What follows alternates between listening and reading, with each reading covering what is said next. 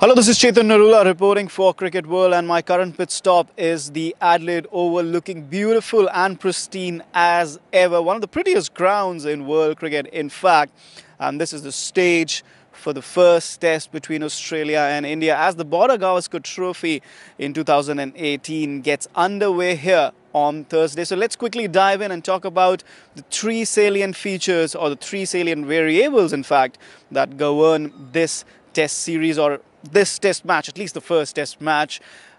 The first, of course, is the batting lineup. A bit undecided for Australia. What is going to be their composition, especially in the absence of Steve Smith and David Warner? We have Marcus Harris, who's supposed to make his debut as the opener. We have Aaron Finch, who's going to open as well. The two Marsh brothers in the middle. There's Tim Paine, and of course, we have Usman Khawaja, who's expected to be the linchpin of the Australian batting lineup. It's an unfamiliar Australian batting lineup. Khawaja expected to be the linchpin or the mainstay of this batting order. Ricky Ponting says he'll perhaps get more runs than Virat Kohli in this four-match series. However, going into this first test match, there's been some personal problems for him regarding his brother. And, the mindset might just be a little bit disturbed, which is not what you want going into such an important test series. But that is how Australian cricket's batting, or Australian team's batting, has developed over the last 6 to 8 months. They're really struggling to put big names, or informed names, in fact, on the team sheet.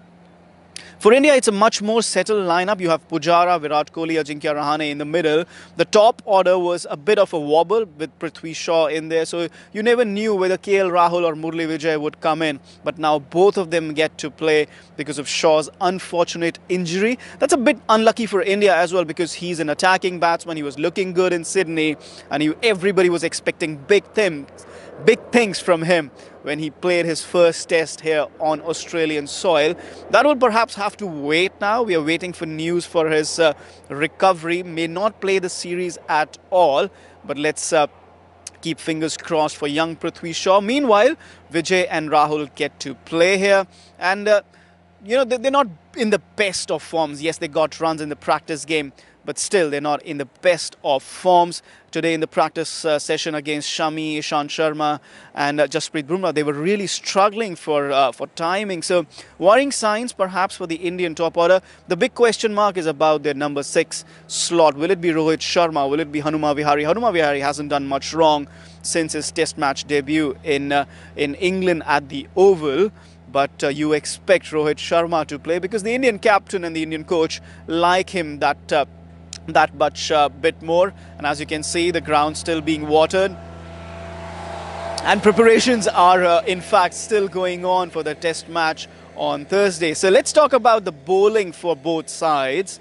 We have Mitchell Starc, Pat Cummins and Josh Hazlewood, all of them capable of bowling at 150 clicks, 145 to 150 clicks, hit the deck hard, get the ball to reverse, bowl short deliveries and really attack the batsman. And there is Nathan Lyon, who's one of the best off spinners in world cricket at the moment, gives it a lot of revolutions, gets ample bounce and can trouble the batsman. What do India have? India have their best pace attack ever. You have Jasprit Bumrah, who bangs the ball in, bowls attacking lanes. You have Shami and Umesh Yadav, can bowl at pace, take the ball away, can bowl reverse swing. Ishant Sharma, workhorse of this pace attack. He's the leader of this pace attack as well. And Bhuvneshwar Kumar, who has the ball on a string. Then you have R. Ashwin, who's played 6 test matches out of 8 overseas test matches this year.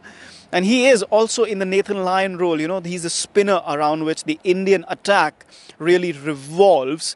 The big question mark here is, can they do what they did in South Africa and England? Remember, India had Hardik Pandya there. He's not your typical test match bowler. Yes, he got that 5-wicket haul at Nottingham and he led India's recovery in that series. But he's still not your typical test match bowler. Not too many overs from him this year, but still he gave you that element of 5th bowler.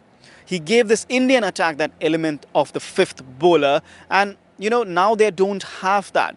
It's been a long time since the Indian attack has played overseas with just the 4 bowlers, 3 pacers and a spinner. So Ashwin's workload will perhaps increase that much more. The partnerships will change a bit more.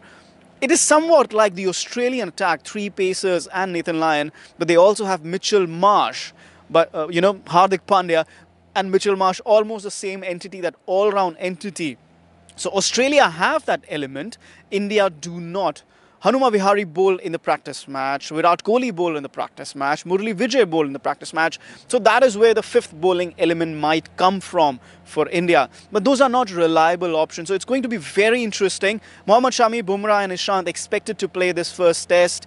Ashwin expected to play as the lone spinner in this first test. The wicket is... well, the pitch curator says that he's prepared a wicket which is much more like a day-night test. A lot of bounce there, a little bit of grassy cover and some moisture in there as well. So batsmen can get set and get runs. There will be ample in it for the new ball bowlers, and maybe day 3 onwards the spin will also start to take shape, because it's a day test match after all, and temperatures are expected to soar up to 30-35 degrees on Thursday. The last element, what is the last element in this test series, and not just this first test match? And that is Virat Kohli. He scored a lot of runs in South Africa. He scored a lot of runs in England. But South Africa didn't need to get Virat Kohli out. England didn't need to get Virat Kohli out. What they needed to do was attack the other Indian batsmen who were batting around him and get them out cheaply. And that has been India's one weakness throughout this overseas year. Their batsmen haven't, apart from Virat Kohli, their batsmen haven't really performed. Australia know this. That is the one weakness in the Indian armoury.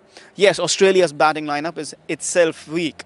But when India come here and say that this is their best chance to win a test series on Australian soil, first ever mind you, you know that their batsmen have to perform better than they did in South Africa, than they did it in England.